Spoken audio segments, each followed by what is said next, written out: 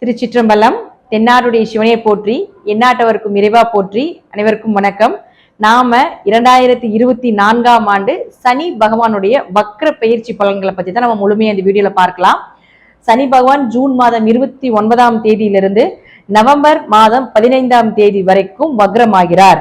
அதாவது கும்ப வீட்டிலிருந்து மறுபடியும் மகர வீட்டுக்கு ரிவர்ஸ் வருகிறார். உங்க ஜாதகத்துல சனி பகவான் அப்படின்னு போட்டு ஆர் வி அல்லது வா அப்படின்னு போட்டிருந்தாங்கன்னா உங்க ஜாதகத்துல சனி பகவான் வக்ரமாயிருக்காருன்னு அர்த்தம். உங்க ஜாதகத்துல சனி வக்ரமா இருந்தா நிச்சயமாக இது ஒரு யோக காலங்களாக இருக்கும். சனி வக்ரம் இல்லைன்னா ஓரளவுக்கு கவனமா இருங்க அப்படிங்கறதையும் தெரிஞ்சுக்கோங்க.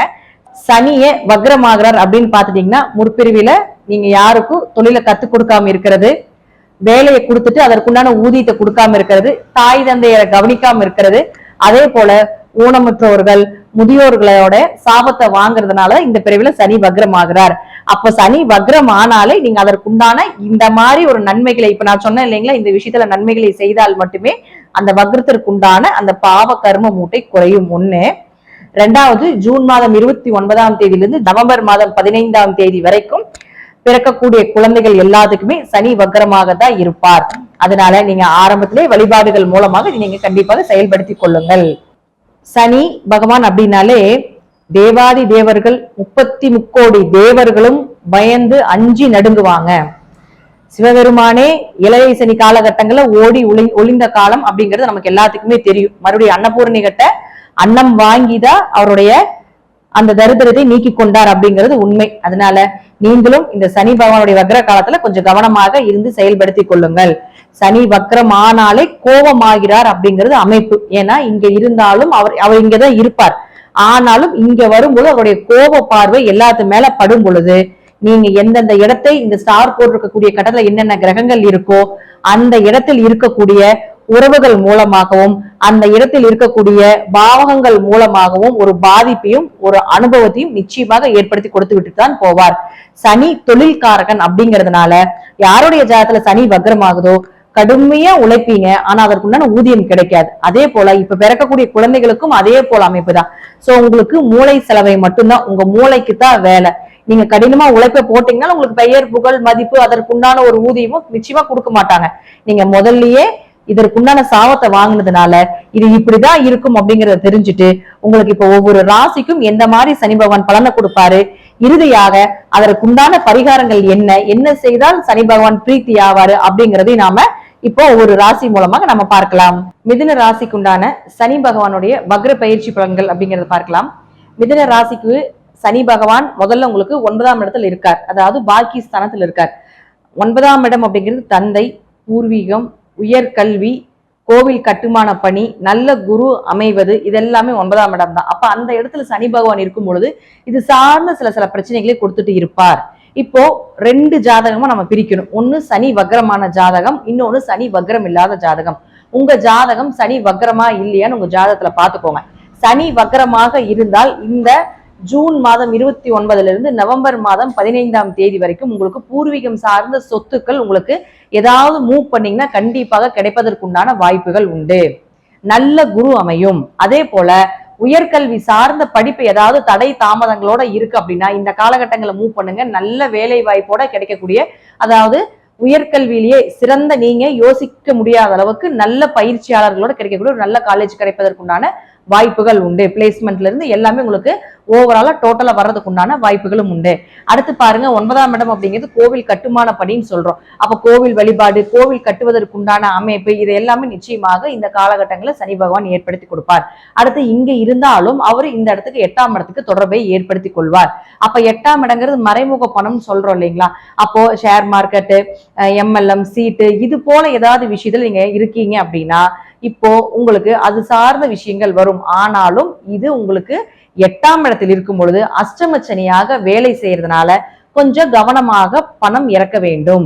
நீங்க முதலே ஷேர் மார்க்கெட்ல நல்ல பண வரவு வருது, சின்ன ஸ்ட்ரகிளா தான் இருக்கு அப்படின்னா தாராளமாக நீங்க செய்யலாம். இல்ல உங்களுக்கு அந்த அமைப்பு ஜாதகத்துல இல்லைன்னா இது சார்ந்த விஷயத்துல கொஞ்சம் கவனமா இருங்க. ஏன்னா அஷ்டம சனி காலத்துல எதை செய்தாலும் பாதிப்புகள் பல மடங்காக வரும் அப்படிங்கிற அமைப்பு உண்டு. அடுத்தது பாருங்க, 8ஆம் இடத்தை சனி தொடர்பு கொள்ளும் பொழுது உங்களுடைய ரகசியத்தை யாருகிட்டையும் சொல்லக்கூடாது. உங்களுடைய ரகசியங்கள் எல்லாமே வெளிவருவதற்குண்டான வாய்ப்புகளை ஏற்படுத்தி கொடுப்பார்.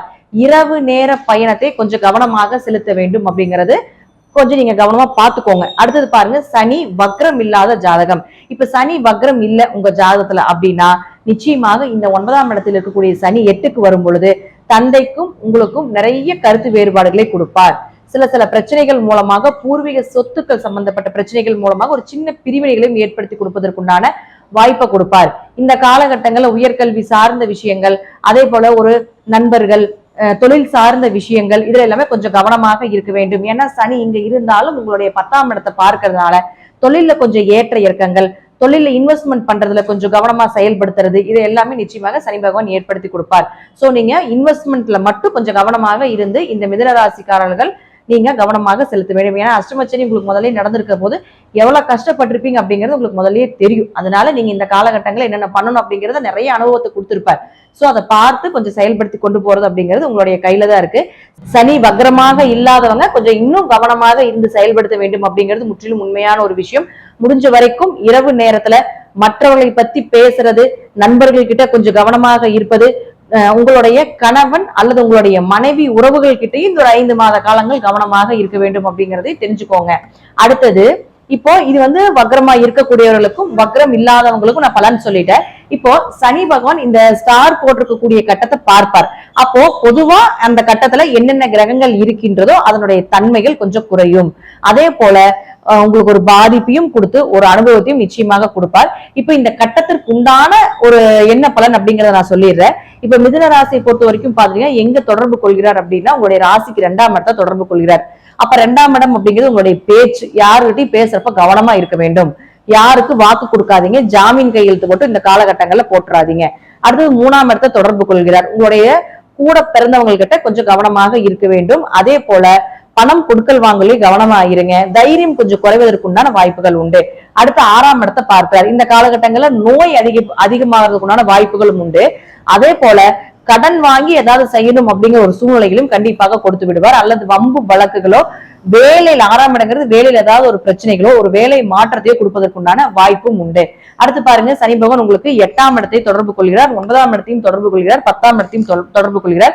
இதற்குண்டான பலனை நான் சொல்லிட்டேன். அடுத்து 11ஆம் இடத்தையும் தொடர்பு கொள்றதுனால கண்டிப்பாக லாபங்கள் கொஞ்சம் ஏற்ற இறக்கமாக இருக்கும். நீங்க எதிர்பார்த்த லாபத்தை விட கொஞ்சம் குறைவா இருப்பதற்குண்டான வாய்ப்பையும் இதை சனி பகவான் ஏற்படுத்தி கொடுப்பார். பொதுவா 10ஆம் வீட்டு சனி தொடர்பு கொண்டு இங்கிருந்து அவருடைய பார்வை ராகு மேல படுறப்போ தொழில இன்வெஸ்ட்மெண்ட்ல சனி வக்ரமாக இருந்தாலும் சரி, சனி வக்ரம் இல்லாதவங்க இன்வெஸ்ட்மெண்ட்ல பண்றது கொஞ்சம் கவனமா இருங்க.